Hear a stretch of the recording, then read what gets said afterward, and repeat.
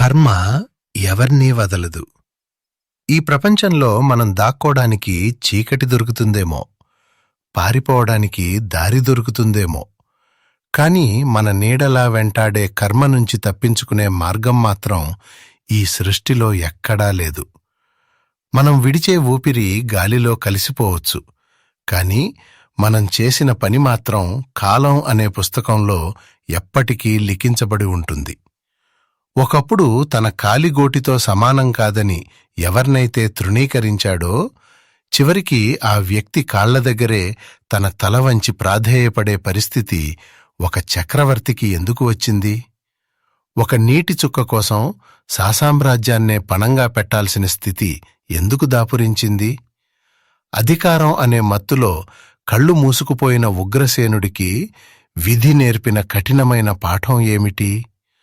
ఆ ఆసక్తికరమైన కథేంటో ఈ వీడియోలో పూర్తిగా తెలుసుకుందాం. అది పూర్వకాలం. అవంతి రాజ్యం సిరి సంపదలతో తులతూగుతోంది. ఆ రాజ్యాన్ని పాలించేవాడు చక్రవర్తి ఉగ్రసేనుడు.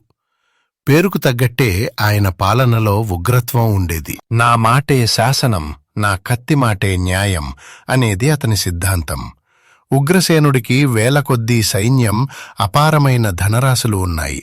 కాని అతనికి లేనిది ఒక్కటే, సంతానం. ఎన్ని పూజలు చేసినా, ఎన్ని యాగాలు చేసినా రాణి గర్భం దాల్చలేదు. అది అతనిలో అసహనాన్ని, క్రూరత్వాన్ని పెంచేసింది. తన తర్వాత సింహాసనాన్ని అధిష్ఠించే వారసుడు లేడనే బాధ ప్రజల మీద కోపంగా మారేది. ఉగ్రసేనుడికి వేట అంటే పిచ్చి. అడవికి వెళ్తే జంతువులను వేటాడటమే కాదు, అడవిలో నివసించే గిరిజనులను కూడా జంతువుల్లాగే చూసేవాడు. ఒకరోజు ఉగ్రసేనుడు తన సైన్యంతో కలిసి నల్లమల అడవుల్లోకి వేటకు వెళ్లాడు. మధ్యాహ్న సమయం. ఎండ మండిపోతోంది. దాహం వేసిన ఉగ్రసేనుడు తన భటులను నీళ్లకోసం పంపాడు. కాని దగ్గర్లో ఎక్కడా నీరు దొరకలేదు. చివరగా ఒక చిన్న కుటీరం కనిపించింది. అది ఒక ముసలి దంపతుల ఇల్లు. వారిద్దరూ అంధులు. వారు ఆశ్రమంలో చిన్న చిన్న మూలికలు అమ్ముతూ జీవించేవారు. శ్రీ కనకదుర్గమ్మ తల్లి ఆశీసులతో జ్యోతిష్యం చెప్పగలరు అమ్మవారి ఉపాసకులు రామచంద్ర సిద్ధాంతి గారు. మనలో చాలా మంది కొన్ని చెప్పుకోలేని సమస్యలతో బాధపడుతుంటారు. అంటే ప్రేమ, పెళ్లి, ఉద్యోగం, ఆరోగ్యం, వ్యాపారం, సంతానం, భార్యాభర్తల సమస్యలు, మనశ్శాంతి లేకపోవడం, ఇలాంటి మీ యొక్క ప్రతి ఒక్క సమస్యకు 100% పరిష్కారం చేయగలరు. స్త్రీ మరియు పురుష వశీకరణం ప్రత్యేకమైన మంత్ర పద్ధతిలో చేయగలరు. అయితే ఆలస్యం చేయకుండా నమ్మకంతో ఒకసారి ఫోన్ చేయండి. మీ సమస్యలకి పరిష్కారం దొరుకుతుంది. నాది గ్యారంటీ. అయితే సంప్రదించవలసిన నెంబర్ రామచంద్ర సిద్ధాంతి గారు 9014333938. ఉగ్రసేనుడు ఆ కుటీరం దగ్గరికి వెళ్లాడు. అక్కడ బయట ఒక మట్టి కుండలో చల్లని నీరు ఉంది. రాజుకు విపరీతమైన దాహం వేస్తుండటంతో ఎవరి అనుమతి లేకుండా ఆ కుండని ఎత్తి నీళ్లు తాగాడు. తాగే ఆతృతలో ఆ కుండ చేజారి కిందపడి పగిలిపోయింది. ఆ శబ్దానికి లోపల ఉన్న ముసలివాడు, "ఎవరిది? మా కుండ పగలగొట్టింది ఎవరు?" అని అడిగాడు. ఉగ్రసేనుడు అహంకారంతో, "నేను ఈ దేశపు చక్రవర్తిని. నీ కుండ పగిలితే ఏమైంది? దానికి బదులు 10 బంగారు కుండలిస్తాను" అన్నాడు. దానికి ఆ ముసలివాడు, "రాజా, మాకు కళ్ళు లేవు. మాకు బంగారం ఎందుకు? ఆ కుండలో ఉన్న నీరు మా ఒక్కగానొక్క కొడుకు మా కోసం ఎంతో కష్టపడి తెచ్చినవి. ఇప్పుడు మాకు దాహంగా ఉంది. మాకు నీళ్లు కావాలి" అని అడిగాడు. ఉగ్రసేనుడు నవ్వి, "మీ దాహం తీర్చడానికి నేను సేవకుడిని కాదు" అని వారిని కాలితో తన్ని అక్కడి నుంచి వెళ్లిపోయాడు. ఆ దెబ్బకు ఆ వృద్ధ దంపతులు కింద పడిపోయాడు. ఆవేదనతో ఆ ముసలివాడు, "రాజా, అధికారం ఉందని కళ్ళు మూసుకుపోయావు. ఒక నీటి చుక్క కోసం ప్రాణం విలవిలలాటటం ఎలా ఉంటుందో ఏదో ఒకరోజు నీకు తెలుస్తుంది. పుత్రశోకం నీకు కూడా తప్పదు" అని శపించాడు. ఉగ్రసేనుడు ఆ శాపాన్ని గాలికి వదిలేసి వెళ్ళిపోయాడు. కాలం ఎవరికోసమో ఆగదు. ఆ సంఘటన జరిగి 10 ఏళ్లు గడిచాయి. ఉగ్రసేనుడు ఆ శాపాన్ని ఎప్పుడో మర్చిపోయాడు. దేవుడి దయవల్ల ఆశ్చర్యకరంగా రాణి గర్భం దాల్చింది. ఉగ్రసేనుడి ఆనందానికి అవధులు లేవు. 9 నెలల తర్వాత ఒక మగబిడ్డ పుట్టాడు. అతనికి ఆదిత్యవర్మ అని పేరు పెట్టారు. ఆదిత్యుడు శుక్లపక్ష చంద్రుడిలా పెరుగుతున్నాడు. ఉగ్రసేనుడు తన కొడుకును కంటికి రెప్పలా కాపాడుకునేవాడు. చీమ కుడితే కూడా తట్టుకోలేకపోయేవాడు. కాని విధి విచిత్రమైనది. ఆదిత్యుడికి 12 ఏళ్లు వచ్చాయి. ఒకరోజు అతను అకస్మాత్తుగా స్పృహ తప్పి పడిపోయాడు. రాజవైద్యులు వచ్చారు, పరీక్షించారు. వారి ముఖాలు వారిపోయాయి. మహారాజా, యువరాజుగారికి ఒక అరుదైన వ్యాధి సోకింది. దీనిని దాహజ్వరం అంటారు. శరీరం లోపల విపరీతమైన వేడి పుడుతుంది. ఎంత నీరు తాగినా దాహం తీరదు. గొంతు ఎండిపోతూనే ఉంటుంది. ఈ వ్యాధికి మందు మా దగ్గర లేదు అని చేతులెత్తేశారు. ఉగ్రసేనుడి గుండె పగిలింది. తన కొడుకు నీళ్ళు నీళ్ళు అని ఏడుస్తుంటే చూడలేకపోతున్నాడు. ఎంత నీరు పోసినా అది ఆవిరైపోతున్నట్లుగా గొంతు ఎండిపోతోంది. అప్పుడు ఉగ్రసేనుడికి 10 ఏళ్ల క్రితం అడవిలో ఆ ముసలివాడు ఇచ్చిన శాపం గుర్తొచ్చింది. ఒక నీటి చుక్క కోసం ప్రాణం విలవిలలాడ్డటం ఎలా ఉంటుందో నీకు తెలుస్తుంది. ఆ మాటలు అతని చెవుల్లో మారుమోగాయి. భయం గుండెల్లో గూడు కట్టుకుంది. రాజగురువులు సూచన మేరకు, మహారాజా, ఇది కర్మఫలితం. దీనికి విరుగుడు ఒక్కటే ఉంది. ఉత్తర దిశలో ఉన్న నీలగిరి పర్వతాలపైన సంజీవని సరస్సు ఉంది. ఆ సరస్సులోని పవిత్ర జలాన్ని సూర్యోదయం అయ్యేలోపు యువరాజు గొంతులో పోస్తే బతుకుతాడు. కాని అక్కడికి వెళ్లడం చాలా కష్టం. మార్గం మధ్యలో అనేక అడ్డంకులు ఉంటాయి అని చెప్పారు. ఉగ్రసేనుడు ఒక్క క్షణం కూడా ఆలోచించలేదు. నా కొడుకు ప్రాణం కంటే నాకు ఏదీ ముఖ్యం కాదు.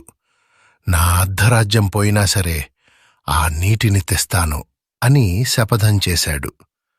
తన అత్యంత వేగవంతమైన గుర్రం వాయువేగను అధిరోహించి ఒంటరిగా బయల్దేరాడు. అడవులు, కొండలు దాటుకుంటూ వెళ్తున్నాడు. సమయం మధ్యాహ్నం దాటి సాయంత్రమవుతోంది. ఉగ్రసేనుడికి ఆకలి, దాహం వేస్తున్నా పట్టించుకోలేదు. తన కొడుకు మొహమే కళ్ల ముందు మెదులుతోంది. చీకటి పడింది. నీలగిరి పర్వతం దగ్గరికి చేరుకున్నాడు. కాని అక్కడ ఒక పెద్ద నది అడ్డుగా ప్రవహిస్తోంది. నది చాలా ఉధృతంగా ఉంది. గుర్రం నదిని దాటలేదు. పడవ కోసం చూశాడు. అక్కడ ఒక చింకి పడవ. దానిలో ఒక ముసలి నావికుడు కూర్చుని ఉన్నాడు.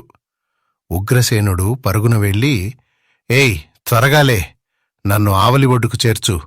నా కొడుకు చావు బతుకుల్లో ఉన్నాడు. నీకు ఎంత బంగారం కావాలంటే అంత ఇస్తాను" అని అరిచాడు. ఆ ముసలి నావికుడు నెమ్మదిగా తల ఎత్తాడు.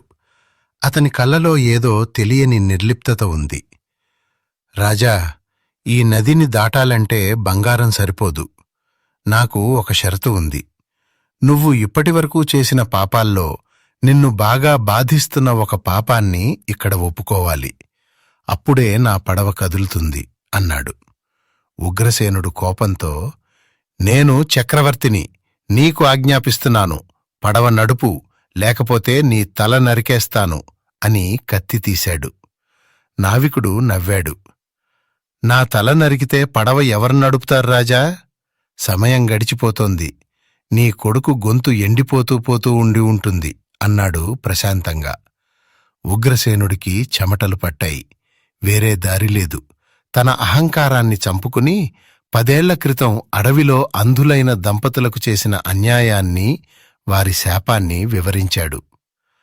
"ఆ రోజు అధికారం ఉంది కదా అని కళ్ళు మూసుకుపోయాను. దాహంతో ఉన్నవారికి నీళ్ళివ్వకపోగా తన్ని వచ్చాను. ఇప్పుడు నా కొడుకు దాహంతో చస్తున్నాడు. ఇది నా కర్మ" అని కన్నీళ్లు పెట్టుకున్నాడు. ఆ మాటలు వినగానే నావికుడి కళ్లలో ఒక మెరుపు మెరిసింది. మౌనంగా పడవను నడపడం మొదలుపెట్టాడు. నది దాటాడు. ఉగ్రసేనుడు పరుగు పరుగున కొండ ఎక్కి సంజీవని సరస్సు దగ్గరికి వెళ్ళాడు. ఆ నీటిని బంగారు పాత్రలో నింపుకుని మళ్లీ నది దగ్గరికి వచ్చాడు. నావికుడు సిద్ధంగా ఉన్నాడు. తిరుగు ప్రయాణం మొదలైంది.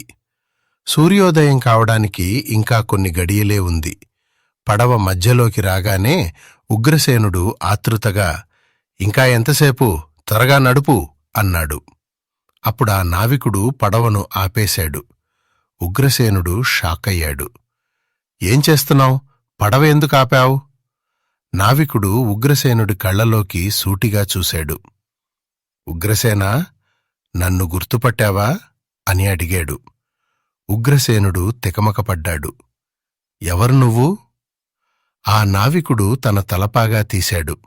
ఆ ముఖం చూడగానే ఉగ్రసేనుడికి ఎక్కడో చూసినట్టు అనిపించింది. 10 ఏళ్ల క్రితం అడవిలో నువ్వు ఎవరినైతే కాలితో తన్ని నీళ్లివ్వకుండా చంపేశావో ఆ అంధ దంపతులు నా తల్లిదండ్రులు అని గంభీరంగా చెప్పాడు నావికుడు. ఉగ్రసేనుడి రక్తం గడ్డకట్టింది. ప్రపంచం ఆగిపోయినట్లు అనిపించింది. ఆ రోజు నువ్వు వెళ్ళిపోయాక నేను అడవి నుంచి ఇంటికి వచ్చాను. దాహంతో అల్లాడిపోతున్న నా తల్లిదండ్రులు నా ఒడిలోనే చనిపోయారు. చనిపోయే ముందు వాళ్ళు నీ గురించి చెప్పారు. అప్పుడే నేను శపథం చేశాను, నిన్ను చంపితే నీకు నరకం ఒక్కసారే కనిపిస్తుంది. కాని నీ కొడుకు ద్వారా నీకు ఆ నరకాన్ని ప్రతి క్షణం చూపించాలనుకున్నాను. అందుకే ఇన్నాళ్లు ఈ సమయం కోసం వేచి చూస్తున్నాను. ఉగ్రసేనుడు నావికుడి కాళ్ళమీద పడ్డాడు. నన్ను చంపేయ్, నన్ను ముక్కలు ముక్కలుగా నరికేయ్, కాని నా కొడుకును బతికించు. వాడు పసివాడు, వాడికి ఏ పాపం తెలీదు. దయచేసి ఒడ్డుకు చేర్చు అని భోరున ఏడ్చాడు. ఒక చక్రవర్తి ఒక సామాన్య నావికుడి కాళ్ల దగ్గర గిలిగిలా కొట్టుకుంటున్నాడు. కర్మచక్రం ఎలా తిరుగుతుందో చూసి ప్రకృతి కూడా నిశ్శబ్దమైంది. నావికుడు ఉగ్రసేనుడి వైపు జాలిగా చూశాడు. ఉగ్రసేన, చూశావా? అధికారం, ధనం, సైన్యం ఏవీ ఇప్పుడు నీకు పనికిరాలేదు. ఒకప్పుడు నీ కాళ్ల దగ్గర పడి ప్రాధేయపడ్డ నా తల్లిదండ్రుల పరిస్థితి ఇప్పుడు నీ పరిస్థితి ఒక్కటే. కర్మ అంటే ఇదే. అది ఎవరినీ వదలదు. ఉగ్రసేనుడు ఏడుస్తూనే ఉన్నాడు. నావికుడు నిట్టూర్చాడు. నేను నీలా రాక్షసుడిని కాను. నా తల్లిదండ్రులు నాకు ధర్మాన్నే నేర్పారు. పగతో పగను జయించలేవు. ఒక ప్రాణాన్ని కాపాడే అవకాశం ఉన్నప్పుడు దాన్ని తీయడం నాకిష్టం లేదు. నీ కొడుకు బతకాలి అని పడవను వేగంగా ఒడ్డుకు చేర్చాడు. ఉగ్రసేనుడు పరుగున రాజభవనానికి చేరుకున్నాడు. సూర్యుడు అప్పుడే ఉదయిస్తున్నాడు. గదిలోకి వెళ్ళాడు. మంచం మీద కొడుకు నిస్సత్తువగా పడుకుని ఉన్నాడు. రాణి ఏడుస్తోంది. ఉగ్రసేనుడు కొడుకు నోట్లో సంజీవని నీటిని పోశాడు. అందరూ ఉత్కంఠగా చూస్తున్నాడు. 1 క్షణం, 2 క్షణాలు. యువరాజు గొంతులో కదలిక వచ్చింది. నెమ్మదిగా కళ్ళు తెరిచాడు. నాన్నా, దాహం తీరింది అన్నాడు చిన్నగా. ఉగ్రసేనుడు కొడుకును గుండెలకు హత్తుకుని వెక్కి వెక్కి ఏడ్చాడు. అది సంతోషం వల్ల వచ్చిన ఏడుపు కాదు, పశ్చాత్తాపం వల్ల వచ్చిన ఏడుపు. ఆ రోజు తర్వాత ఉగ్రసేనుడు పూర్తిగా మారిపోయాడు. తన రాజ్యం నీటి సమస్య లేకుండా పెద్ద పెద్ద చెరువులు తవ్వించాడు. వృద్ధులకు, అనాథలకు ప్రత్యేక ఆశ్రమాలు కట్టించాడు. అడవిలో ఉన్న ఆ నావికుడిని వెతికించాడు కాని అతను కనిపించలేదు. అతను కేవలం ఒక నావికుడు కాదు, ఉగ్రసేనుడి కళ్ళు తెరిపించడానికి దేవుడు పంపిన ఒక గురువు అని ప్రజలు అనుకునేవారు.